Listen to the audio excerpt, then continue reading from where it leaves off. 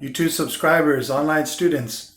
Today, as promised, although it's late, I'm going to put the escobilla slowly to compás, to music with guitar, so you can contextualize what we've been learning in class. I'm going to go very slow so people who are just coming to this escobilla brand new can pick it up.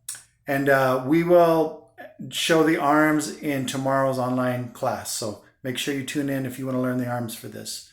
So here we go. Let's go ahead and center the camera here, and then I'm going to do a rear view so you can pretend like you're in class watching a teacher teach this, okay?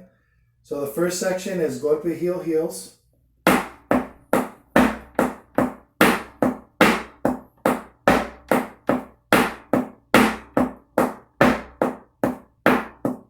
Transition. Variation.